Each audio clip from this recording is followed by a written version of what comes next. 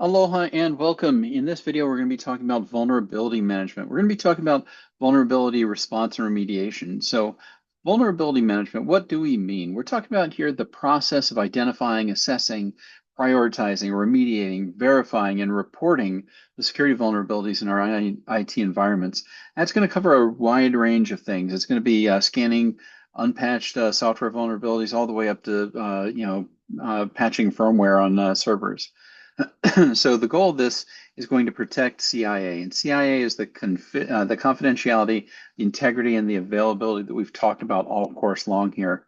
So, similarly, one thing that you can do is you can adopt cybersecurity insurance, and that's going to give you financial resilience by covering post-breach recovery and damage expenses. And then you can do things like network segmentation that's going to limit an attacker's lateral movements by partitioning the network into isolated segments. And then, if you can't do things to limit that, if there's, things that you can't do when, direct remediation isn't possible, we've got compensating controls that we talked about several chapters back, and those are there to mitigate vulnerability risk. You know that there's a problem, but you can't fix the underlying problem. So what do? You try to mitigate that risk. So that could be like putting a system onto a more secure segment of your network. It could, there's lots of different things that you can do to try to compensate for the fact that you have a weakness like that. So the vulnerability management phases, we've got identification in the beginning. That's where you're detecting the vulnerabilities. You're going to be using tools and techniques to find those vulnerabilities. The examples of that are going to be scanning the network devices using default passwords. The next phase after identification is assessment.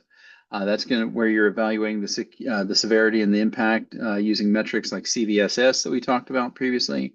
Examples of that, you can assess the severity of an SQL injection vulnerability.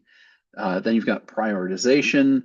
Prioritization is, you rank the vulnerabilities by severity, exploitability, the impact it'll have, and you also guide it with the organization's risk tolerance because, a lot of those rankings would be specific to what what your organization's risk tolerance is. And examples of that are going to be like prioritizing a critical remote code execution flaw, which sounds bad, but if it's in something that you're not using, it could be lower than you'd expect. Anyway, the next thing after prioritization is remediation. Remediation is what you think. It's just fixing those vulnerabilities. You're going to be doing that through patches. You can change configurations and other things. So that's what we're going to be doing to to hopefully fix things. So an example of that would be patching a security flaw in an application. It could be updating a firmware, something like that. And then after you've done these changes, after you've made these fixes, you want to go ahead and check again because you want to make sure that everything took. So that's the verification stage. So that's when you're ensuring that the vulnerabilities are resolved without introducing new issues. Because often, it's like whack-a-mole. You'll go and you'll fix the one thing, and then boom, something else pops up as a result of that. And you knock that one down, then something else pops up. So you want to ensure that the vulnerabilities are resolved and that you've got no new issues after doing that. So you do that, like for example, confirming a patch's effectiveness by rescanning, using a vulnerability scanner. And the last thing, and one of the most important things, is reporting. And reporting is when you're documenting that process, the findings, actions taken, and the outcomes for accountability and future planning. An example of this is generating a report for an audit compliance. So reporting is extremely important here. So keep that one in mind. So the next section we're going to talk about is the concepts of exemptions and exceptions. And they seem similar, and they kind of are similar, but there's a major difference. So when you're talking about security, there's times when you want an exemption to something, and that's basically, in vulnerability management, it's a formal granting of permission to bypass certain security policies and controls when compliance is not possible or practical. And you do that without compromising the overall security posture. And an example of that is going to be like allowing an outdated yet critical application to operate with without the latest security patch because the patch would disable essential functionality. Another example is, what happens if you have a medical device that isn't compliant with something, but you can't really take it out of the patient. So you're going to have to do something to remediate that. So you could get this exemption saying, okay, well, this device, because it's implanted, we're just going to let it go, even though it doesn't have the latest greatest security on it. It's in the patient. We're not taking it out. Um, so that's the exemption side. Exemption, think of as a permanent, long-term,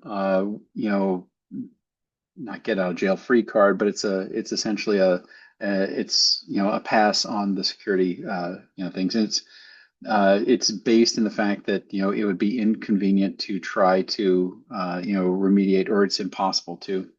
The next type, besides an exemption, is an exception. And think of an exception as a short-term exemption. So an exception is going to be where you give a temporary, pass on certain security policies or something because it's not practical or maybe not possible. Or it could be like something came out, you still got to use this thing, but you're looking for a solution to it. Let's say you have a medical device that is possible for compromise, but because it's being used, during that time where you're trying to figure out a workaround for it, you're going to allow them to, during a certain short period of time, continue to use that. So these, both exemptions and exceptions, they ensure the operational continuity, aligning the immediate requirements with the overall goal of maintaining your security when standard practices are not feasible. So keep that in mind. And yeah, so after the exceptions and exemptions, we talk about the validation of vulnerability remediation. So this is very important. After you've done your, you've done your initial scan, you've found problems, you've gone ahead and fixed them. Now you have to validate. You've got to go out there and check and make sure that everything took. So an example of that is a post-update firewall scan conducted after a security breach. That's going to confirm the closure of the vulnerable ports that were exploited, and it's going to validate that the firewall's improved security is, good enough. So audits are also important. Audits can be internal or external, and they're going to review the adherence to the security policies and the effectiveness of the controls. Verification, often through testing or review, confirms that the remediation actions have mitigated the identified risks. Reporting documents, reporting is going to document the discovery, the remediation, and validation of vulnerabilities. Reports are going to provide insight into the security posture of an organization. It's going to enable the stakeholders to make informed decisions about the future security investments and policies. So it's very important to document, particularly when it comes down to figuring out budget. When they, because budgeting is going to happen maybe once a year. And if there's a significant need for improved security, that needs to be budgeted for. So that is the majority of this. We also have the dark web is mentioned. So the dark web, I don't know if you're familiar with the dark web. You've probably heard of the dark web. The dark web is where all kinds of bad things happen. There's been all kinds of websites on the dark web. First of all, you can't get to the dark web just using a regular old browser. You're going to need to use Tor to get there. And Tor is an onion browser. It's going to allow you to get in. There's a lot of anonymity that's associated with the dark web, and using it is very interesting. But you're able, through using like a Tor browser or something like that, you're able to use you can access the dark web. And a lot of the sites out there, there used to be, you may have heard of the Silk Road, or there's a lot of different sites that have been taken down by the police over the years. But you can find some pretty seedy stuff out there. There's a lot of crime-related things out there. You can purchase guns illegal. You can purchase, zero-day exploits. That's where people go to sell, pilfered credit card information. They go in there to sell identities. They go there to solicit hits for hire, I've heard of. There's been many famous cases of that. There's all kinds of things that happen on the dark web that are very not so good. A lot of drugs bought and sold there. And the police are always, or not the police, but the feds are often out there trying to break up a lot of this activity. And there have been multi-year campaigns where they've gone in and established a presence in the site and collected the names of the customers and the dealers and everything else, and then brought them down, in one fell swoop. So this has happened multiple times in history. So dark web, probably not a good place to play, but one of the reasons why you should know about it from a security standpoint is that's where you will see a lot of things like exploit tools and zero-day vulnerabilities being sold.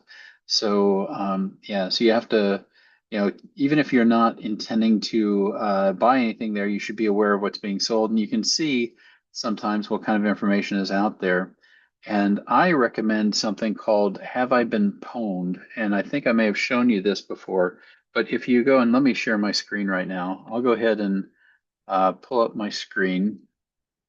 But if you go and you just type in Have I Been PWNED, it'll bring you to a page and it looks like this. And they just had another 180 million names added to this.